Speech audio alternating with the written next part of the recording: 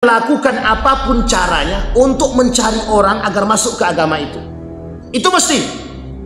Makanya bahasanya dalam Al-Quran, walan tardangkal yahud walan nasara. Di situ ada garis bawahi, Yahudi, Nasara, Nasrani. Tidak akan pernah senang sampai kita. Nah, kata Nabi, di akhir zaman akan muncul tuh manusia-manusia yang himmatuhum butunuhum, yang perut mereka itu menjadi tujuan hidup mereka. Mati-matian mereka kerja demi mencukupi anak istri mereka atau rumah tangga mereka. Tak salah, Pak, tak salah. Kecuali kalau kita sandarkan kepada Allah. Artinya apa? Tidak salah kalau kita menyandarkan itu kepada Allah. Kita kerja, tapi kita sandarkan kepada Allah. Ini tidak, Pak. Kata Nabi, yang dimaksud oleh Nabi, orang itu berlomba-lomba. Urusan perut itu orang berlomba-lomba, kata Nabi. Semua orang berlomba-lomba. Pengen kaya, pengen punya, pengen apa, pengen segalanya. Sekarang kalau kita tanya satu-satu, Pak, itu jawabannya pasti sama. Rata-rata mayoritas. Pengen nggak kaya? Semua akan bilang pengen. Ada yang nggak pengen kaya di sini? Coba angkat tangan. Coba angkat tangan, Pak. Ada yang seperti Abdurrahman ibn Auf? Angkat tangan. Kalau ada, itu baru kita contohkan itu, Pak. Mungkin Abdurrahman bin Auf yang ada di masa sekarang. Ada nggak yang nggak pengen punya mobil? Apalagi zaman sekarang, Pak. Punya sepeda aja mereka tak mau. Maunya punya mobil. Kalau bisa pesawat itu ada tempat di rumah, pesawat itu mereka tempatkan di rumah-rumah. Saking berlomba-lombanya. Sampai kata Nabi, urusan perut ini bisa menghalalkan segala cara. Menghalalkan yang haram dan mengharamkan yang halal. Membenarkan yang salah, menyalahkan yang benar. Itu sampai segitunya. Makanya Nabi kata dalam riwayat yang lain, la yubali bima akhadha minal halal aminal haram. Mereka tidak akan memperkirakan apa yang mereka ambil, halal ke haram ke, demi mencukupi perut mereka, demi memenuhi perut. Tapi ingat Bapak Ibu, yang membuat akidah rusak, yang bisa menyimpangkan akidah, yang bisa membuat kita keluar daripada akidah juga sama. Apa itu? Ekonomi. Kasus yang terjadi di Yogyakarta itu poin penting bagi kita, atau starting point bagi kita. Kenapa begitu? Uniknya, sebungkus supermi itu bisa merubah akidah. Bukan sebungkus, sekardus supermi bisa merubah akidah. Artinya apa? Tidak salah ketika Nabi berkata, himmatuhum butunuhum. Akidah bisa hilang hanya karena sekardus supermi. Kondisinya begitu ketika itu. Ketika terjadi bencana, Bapak Ibu boleh lihat, ketika terjadi bencana, gempa, kebakaran, gunung meletus, apapun itu, banjir, coba datang, coba lihat. Siapa yang pertama kali datang? Siapa pertama kali datang? Banyak misionaris-misionaris yang masuk. Ngasih apa? Ngasih bantuan. Untuk apa? Jangan kira itu sekedar kemanusiaan, bukan. Mau ndak supermi ini? Mau ndak beras ini? Kalau mau beras ini keluar daripada Islam, aku kasih. Coba. Pada hakikatnya apa? Pada akhirnya mereka terima beras itu, tapi mereka keluar daripada Islam. Coba. Dan itu bukan sekali dua kali mereka buat, Pak. Berkali-kali. Saya masukin, Pak, poinnya, Pak. Misionaris akan melakukan apapun caranya untuk mencari orang agar masuk ke agama itu. Itu mesti. Makanya bahasanya dalam Al-Quran, walan tardangkal yahud walan nasara. Di situ ada garis bawahi, Yahudi, Nasara, Nasrani. Tidak akan pernah senang sampai kita masuk agama mereka. Apapun akan mereka buat, yang penting kita masuk agama mereka. Termasuk permasalahan perut. Karena mudah bagi mereka untuk merusak iman orang, akidah orang itu cukup dengan duit. Nah, coba lihat di sekarang, Pak. Berkelahi dia sesama dia cuman gara-gara duit. Betul, itu yang dikatakan oleh Nabi. Tak salah. Bisa seorang anak menggugat ibunya, bisa seorang anak berkelahi dengan abangnya, seorang adik berkelahi dengan abangnya, dan sebaliknya, hanya karena uang. Beberapa hari yang lalu nelpon seorang ibu, dia bilang, Ustaz, saya mau pindah rumah, boleh enggak saya bawa semua barang-barang ini, bisnis, usaha-usaha saya, tapi anak saya tak terima, Pak Ustaz. Akhirnya kami nggak tegur sapa, Pak Ustaz. Hanya gara-gara usaha. Coba kalau ibunya mungkin mau berlapang dada, tinggalkan. Atau sebaliknya anaknya mau berlapang dada, ya silahkan Bu bawa. Tapi pertanyaannya adalah, mengapa mereka begitu? Mesti karena kondisi ekonomi. Coba bayangkan. Nah, ini yang menjadi persoalan kita Bapak Ibu. Sulit bagi kita untuk mengatasi persoalan seperti ini. Karena memang persoalan akidah itu bisa disimpangkan atau bisa diselewengkan karena ekonomi. Baik Bapak Ibu. Wa syarafuhum mata'uhum. Yang menjadi kemuliaan manusia kelak kata Nabi bukan iman mereka. Tapi yang menjadi kemuliaan mereka mata'uhum. Mata' itu artinya perhiasan mereka, harta mereka. Jadi maksudnya apa? Yang mulia itu orang kaya. Yang tak kaya itu tak akan mulia. Nah, sekarang saya ajak Bapak Ibu melihat kondisi sosial masyarakat hari ini. Kira-kira kalau orang punya duit, itu kira-kira segan enggak Bapak Ibu? Wih, itu donatur masjid kita. Oh, 500 juta dia ngasih duit ke masjid tuh. Coba. Itu bukan donatur. Mau masuk tak masuk lantak lah, terserah lah. Coba bayangkan. Karakter umat manusia hari ini dengan orang berduit, mohon maaf betul. Mau muslim dia, tidak muslim dia, berduit orang itu. Banyak sekali manusia-manusia penjilat hari ini tuh banyak. Karena apa? Piti Pak, duit Pak. Mereka berlomba-lomba mencari kehidupan mewah, kemegahan. Tujuannya cuma satu, biar dipandang orang itu mulia. Sampai-sampai dalam pandangan masyarakat hari ini, kalau dia kaya mulia, kalau dia miskin terhina. Padahal tolak ukurnya kemuliaan itu apa? Ilmu dan iman. Sekarang mau guru ngaji itu tidak akan mulia di hadapan mereka Pak. Yang kau jadi guru ngaji kan aku yang bayar, aku donaturnya. Jadi mau aku ganti kayak guru ngajinya mau tidak terserah. Begitulah cara mereka punya uang tidak menghormati. Apa kata Imam Al-Ghazali? Innad darahima taksur rijala mahabatan wa majalasa. Kelak yang menjadi persoalan, menjadi orang-orang yang dihormati itu bukan iman kata Imam Al-Ghazali, tapi apa? Harta. Uniknya lagi Imam Al-Ghazali melanjutkan syairnya. Apa kata dia? Wa in takallama asabat wa in takallama akhta asabat. Kalau orang kaya ini bicara salah, benar kata masyarakat. Kalau orang miskin sebaliknya, berkata betul, salah kata orang. Paham maksudnya Bapak Ibu? Duit bisa mempengaruhi ucapan. Duit itu bisa mempengaruhi ucapan. Nggak usah jauh-jauh Pak. Pilkada ada berlalu. Yang haram saja bisa kita katakan halal tuh, gara-gara duit. Suap itu haram, halal, karena sudah masuk. Coba kalau belum masuk, haram. Suap itu tetap haram, kalau belum masuk duitnya. Tapi kalau sudah masuk duitnya, tak jadi haram Pak, jadi halal. Nah, coba bayangkan. Artinya apa? Duit yang membuat orang terhormat hari ini. Tapi seberapa jauh sih duit itu membuat orang terhormat? Kalau udah habis duitnya habis lah. Kalau udah habis duit dah habis. Tak akan dihormati orang lagi.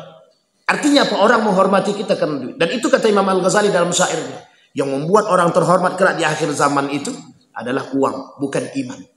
Jadi orang beriman dia baik, bacaan Qur'annya bagus, taat, tawaduk dia segala macam, jadi guru ngaji dia. Nggak dipandang orang Pak. Yang dipandang orang sekarang, lu punya duit berapa?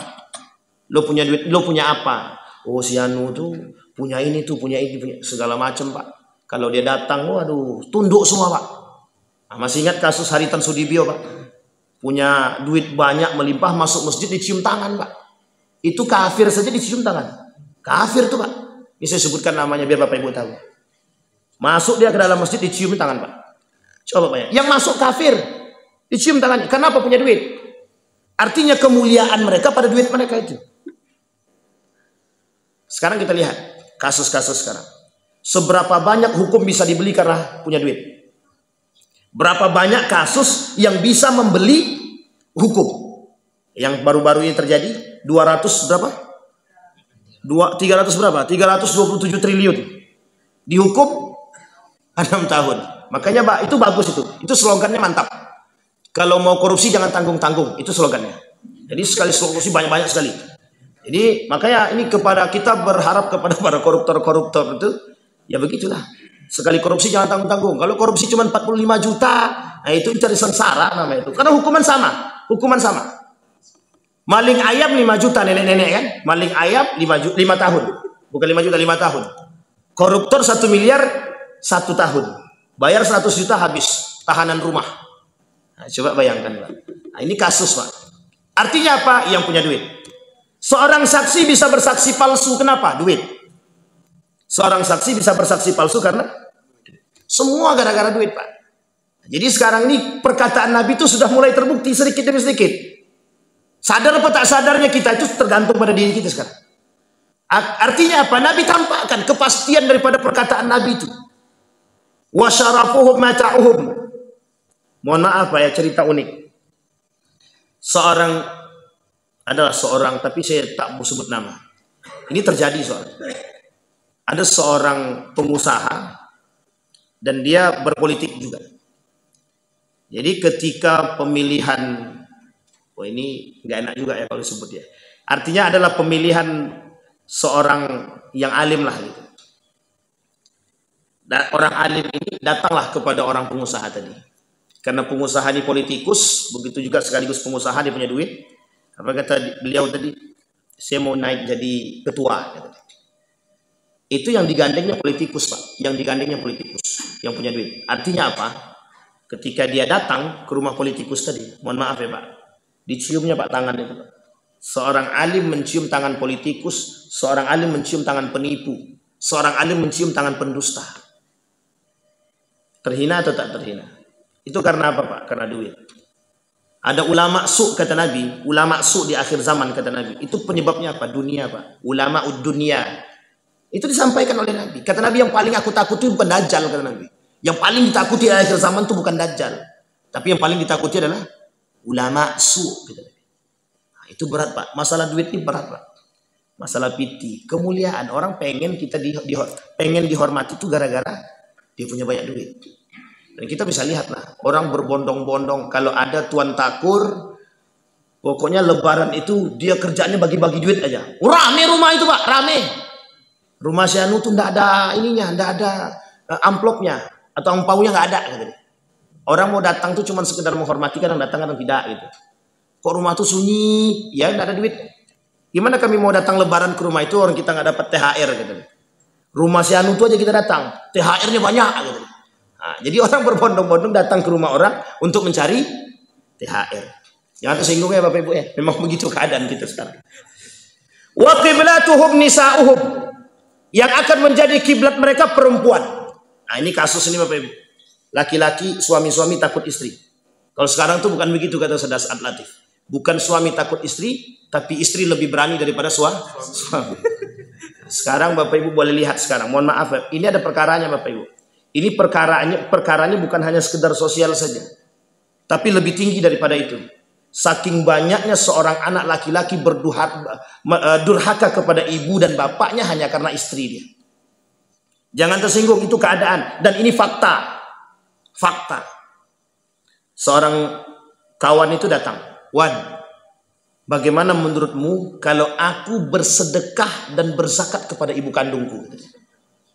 Spontan Pak, karena sudah terlanjur mendengar nggak nikmat di telinga, spontan saya bilang, Anda di neraka, saya bilang gitu. Sebenarnya nggak boleh tuh, tapi karena sudah terpancing betul, saya bilang Anda di neraka, saya bilang gitu. Ibu kandungnya Pak mau disedekahi, mau dizakati, ibu kandungnya. Saya bilang apa masalah? Setelah saya katakan Anda di neraka, saya tanya apa masalah? Saya ngambil duit ini harus izin istri dulu gitu. Jadi sulit saya untuk bersedekah sama orang, untuk ngasih ibu itu sulit gitu. Saya bilang, wah Anda termasuk penghuni neraka, saya bilang. Nangis dia Pak, nangis. Jadi curhatan hati dia, nangis. Saya bilang, berapa jumlah wanita di muka bumi ini? Saya bilang. Dia mikir sendiri deh. Maksudnya apa? Mungkin dia bilang, saya nyuruh dia menceraikan perempuan itu. Saya tak suruhkan dia ceraikan. Saya bilang, berapa jumlah perempuan di muka bumi ini? Di akhir zaman itu jumlah perempuan lebih banyak daripada laki-laki. Ente mau yang seperti apa? Ada semua Anda bilang itu. Dan perhatikan karakter mereka. Ya karena memang begitu kata Nabi Pak. Kata Nabi begitu. Laki-laki itu di bawah ketiak istrinya. Kata begini. Kok ngapa Bang? Apalagi kalau perempuan itu punya maaf. Apalagi kalau perempuan itu punya pendapatan sendiri. Ibu-ibu yang tersinggung. Karena kalau lihat wajahnya nenek-nenek sih agak aman sih. Kenapa saya katakan demikian Pak? Mohon maaf Pak. Mohon maaf, ini kasus terjadi. Kasus. Perempuan bisa mengginikan suami dia. Masih ingat kasus cerita yang ada di Jawa Barat Pak? Yang pergi kerja siapa? istrinya, yang di rumah siapa? Suaminya. Yang mencuci baju suaminya. Tapi saya kata itu suami yang baik. Karena menjalankan kewajiban sebagai seorang suami. Ada kewajiban lain, ada mencari nafkah. Tapi memang Bapak Ibu boleh cari dalam fikih manapun, carilah. Adakah kewajiban bagi seorang istri mencuci? Adakah kewajiban bagi istri memasak? Adakah kewajiban bagi istri itu harus cuci piring? Tidak ada, Pak. Tidak ada. Saya ngajar di salah satu sekolah tinggi. Ketika skripsi itu seorang mahasiswa itu angkat judulnya itu, kewajiban seorang istri mencuci, kemudian memasak, mencuci piring, mencuci baju. Tidak ada, Pak, kewajibannya. Jadi ibu-ibu senang, insyaallah aman. Jadi kalau tapi ini perkara juga ada habis dipulang ini. Bang, dengar Bang ya. Habisnya mencuci piring. Itu menjadi persoalan. Tapi ada yang lebih penting, ketaatan itu lebih tinggi. Ketaatan itu lebih tinggi. Jadi kata suaminya, "Kau tak mau patuh sama aku." Akhirnya tunduk juga. "Iyalah Bang, aku cuci piring." Kan disuruh suami tadi kan. Tapi kembali perkara tadi Bapak Ibu, begitu keadaannya kata Nabi. Dan ini perkara saya temukan sendiri, Pak. Betapa banyaknya laki-laki hari ini takut dengan istri dia. Makanya suami-suami takut istri, suami-suami takut istri. Sampai mengeluarkan uang saja tidak berani untuk orang tuanya. Wahai para ummahat, ibu-ibu, suami mengasih uang kepada ibunya kewajiban ibu kandungnya. Kewajiban. Lebih wajib dia kasih kepada ibunya daripada istri dia. Itu yang harus dipahami.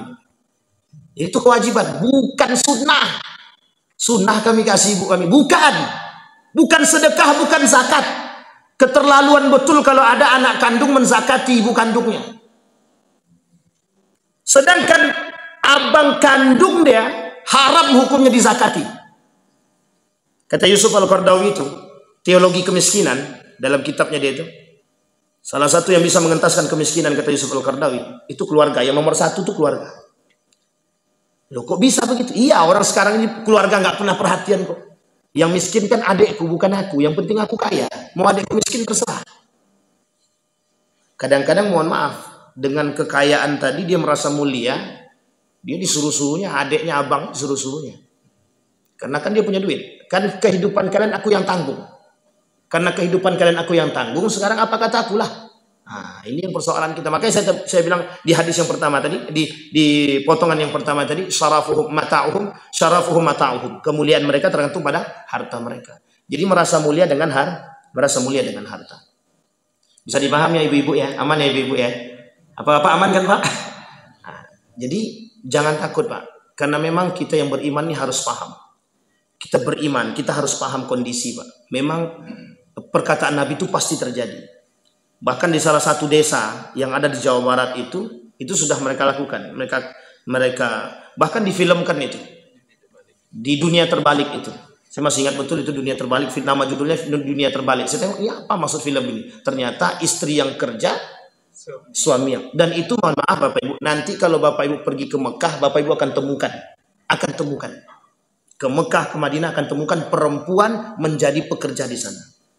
Saya tanya, kemana suamimu? Suamiku di rumah jaga anak. Dia pergi ke Mekah untuk bekerja, mencari uang. Dan itu saya kata, kenapa tidak sebaliknya? Biarkan suamimu yang kerja. Tidak mau dia kerja, Ustaz. Coba bayangkan. Dia nggak mau kerja. Baik, kembali kepada tadi. Nisa'uhum qiblatuhum. Poin utamanya Bapak Ibu, itu tidak seberapa. Yang lebih berbahaya lagi, saya sampaikan, Miss Universe, tahu Miss Universe Bapak Ibu? Tahu Miss Universe? Kalau apa-apa enggak tahu curiga. Tapi kalau ibu-ibu enggak tahu masih mending lah. Miss Universe, penjualan alat tubuh wanita. Kenapa saya berani katakan yang namanya Miss Universe itu yang dijual apa? Kecantikan. Sekarang Bapak Ibu boleh lihat, yang merusak laki-laki di atas itu apa? Setiap laki-laki yang punya jabatan yang rusak itu, penyebab mereka rusak itu apa? Kalau cuma harta dan kekuasaan lewat Pak. Tapi yang paling berat bagi mereka adalah perempuan.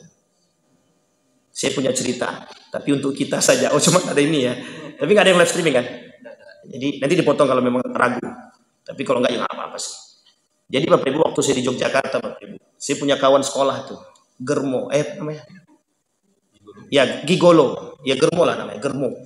Jadi mohon maaf, ada beberapa pejabat itu dari beberapa daerah itu yang pesan perempuan ayam kampus sama dia, pesan ayam kampus. Tahu ayam kampus? Ayam kampus itu bukan ayam yang sekolah. Ayam kampus itu perempuan-perempuan yang ada di kampus yang menjual diri dia. Dengan berbagai macam alasan. Terlepas dari berbagai macam alasan dia lakukan. Tapi itu yang dilakukan oleh para pejabat dan orang-orang yang tinggi, pejabat-pejabat itu. Mereka pesan itu. Dan itu kawan saya tuh. Kawan saya ketemu. Dan kawan saya itu orang dia ulang lagi. Astagfirullah. Kami main ke rumahnya Bapak Ibu. Main ke kosnya itu. Yang kita tengok apa? Kondom. Di mana-mana. Saya tanya ini buat apa? Nanti kalau ada yang daftar gitu. Kalau ada yang pesan. Nauzubillahi min dzalik. Coba bayangkan. Perempuan itu kiblat. Artinya apa? Mohon maaf Ibu, mohon maaf. Sekarang saya tanya Bapak Ibu semua, masuk ke showroom mobil, showroom motor, siapa SPG-nya Pak? Laki-laki itu perempuan. Sekarang saya tanya pakaiannya seperti apa? Sekarang saya tanya yang dijual itu motor atau perempuannya? Jangan tersinggung, memang begitu keadaannya. Masuk ke dalam showroom mobil, coba lihat. Mobil-mobil mewah itu seperti apa SPG-nya Pak? Kalau bisa nggak pakai celana dia Pak. Yang dijual apa? Perempuannya itu mobilnya. Tapi pertanyaannya satu saja. Banyak enggak yang masuk ke situ? Bukan sedikit. Itu bahasanya. Banyak tak yang masuk? Jawabannya bukan sedikit. Dan apa yang mereka lihat? Mau beli mobil atau beli cuci mata? Kedua-duanya. Coba bayangkan. Dan uniknya lagi, kenapa tidak ada orang yang mengatakan ke situ, jangan kau begini dek. Karena takut. Apa kata perempuan itu nanti? Urusanku, urusanmu. Itulah yang terjadi hari ini dengan kita Bapak Ibu. Kekurangan perhatian kita dan simpati kita sesama muslim terhadap kemungkaran yang terjadi, itulah yang menyebabkan kenapa kemungkaran dan kemaksiatan itu merajalela. Karena kita sendiri tak sanggup melarang anak kita berpakaian sempit. Anak kita nggak pakai kerudung keluar rumah, kita tak berani tegur. Apalagi orang lain yang di luar. Coba, makanya saya katakan Bapak Ibu, dikatakan oleh Nabi itu, wa qiblatuhum nisa'uhum, yang menjadi kiblat mereka adalah perempuan. Artinya apa? Yang bisa merusak, menggoyahkan keimanan ya perempuan. Karena bagi laki-laki kan boleh nikah 4 kan gitu. 1, 2, 3, 4. Kalau perempuan kan tak boleh nikah 1, 2, 3. Jangankan 2, jangankan 3, 1 ya tak bisa. 2 aja tak bisa. Poliandri. Kan tak ada hukum poliandri dalam Islam, haram hukum poliandri bagi perempuan. Makanya oleh kelompok feminisme, ini Bapak Ibu harus pahami kan, kelompok feminisme itu namanya diskriminasi terhadap perempuan. Kok diskriminasi? Kenapa laki-laki boleh poligami? Kenapa kami perempuan tidak boleh poliandri? Itu dia. Habis ini jangan nuntut ibu-ibu ya. Baik. Sampai di sini ada pertanyaan Bapak Ibu. Ini kalau ini belum selesai sih hadisnya. Baru 1 tapi pun belum habis. Ada pertanyaan Bapak Ibu? Aman? Semakin takut apa semakin apa? Semakin aman? Baik. Sebelum kita tutup, sebelum kita habiskan hadis ini, wadinuhum darahimuhum. Agama mereka adalah duit mereka. Ulaika syarrul khaliq, kata Allah. Itulah seburuk-buruknya ciptaan gitu. La khalaqa lahum indallah. Mereka tidak punya akhlak kepada Allah. Dan disampaikan oleh Nabi dalam hadis tadi, dinuhum darahimuhum. Agama mereka itu adalah duit. Maksudnya apa? Uang di akhir zaman menjadi Tuhan baru bagi kita. Bagi mereka Pak, menjadi Tuhan baru. Saya tak mau berpanjang pada kalimat tersebut. Saya ambil contoh yang sederhana saja. Mengapa ada orang memperebutkan kursi yang dikatanya panas itu? Bapak Ibu tahu ya, kenapa mereka merebutkan kursi itu? Bapak Ibu bisa jawab sendiri tanpa saya perlu menjawab. Kenapa kursi yang satu itu diperebut? Kenapa tidak kursi di rumah itu kita bawa? Karena nggak mungkin Ustaz. Ya betul, memang nggak mungkin kursi rumah itu yang dibawa. Tapi satu saja Pak poinnya Pak, satu saja. Kenapa mereka memperebutkan kursi itu? Karena dari situ mereka mendapatkan jabatan, mereka mendapatkan kemuliaan, mereka mendapatkan kekuasaan, mereka mendapatkan penghormatan, mereka mendapatkan harta, mereka mendapatkan wanita, semua yang mereka inginkan mereka bisa dapat. Kata mereka. Seolah-olah kursi yang diperebutkan itu bisa memberikan kesejahteraan kepada mereka. Mohon maaf. Dengan dalih. Apa dalihnya? Mengayomi masyarakat. Mensejahterakan masyarakat. Bila kita lihat nanti, seberapa banyak di antara mereka yang duduk yang betul-betul teguh dengan janji mereka, dan seberapa banyak yang ingkar dengan janji mereka. Na'udzubillahi tsumma, kata Allah, ulaika syarrul khaliq. Itulah ciptaan yang paling buruk, kata Allah. Itulah yang paling buruk perangainya, kata Allah. Mereka semua itu bermaksiat kepada Allah, berkhianat kepada Allah. La khalaqa indallah. Mereka sama sekali tidak berakhlak kepada Allah. Itu yang kita takutkan, Bapak Ibu. Artinya apa?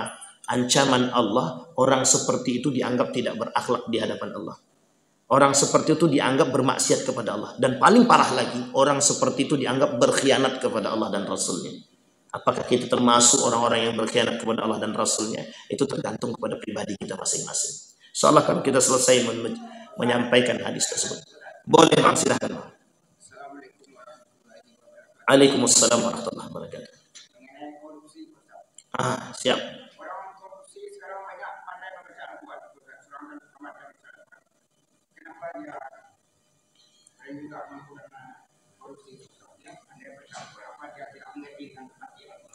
Iya, baik. Mantap pertanyaan Abang. Itu sudah disampaikan oleh Nabi dalam hadisnya. Kata Nabi, mereka seperti yamruqu minad-din kama yamruqu sahm minar ramiyah. Kata Nabi begitu. Nanti kelak di akhir zaman itu ada orang yang sholatnya lebih rajin daripada kita. Di akhir zaman ya. Tapi jangan nengok ke kiri ke kanan. Ada orang yang sholatnya lebih baik daripada kita. Ada orang yang bacaannya lebih fasih daripada kita. Ada orang yang hafalnya lebih dalam daripada kita. Tapi mereka seperti orang-orang yang keluar daripada agama. Yamruquna minad-din. Mereka keluar. Yamruqu minad-din. Yamruquna minad-din. Keluar daripada agama. Seperti yamruqu as-sahm minar ramiyah. Keluarnya anak panah daripada busurnya. Artinya begini, Bapak Ibu.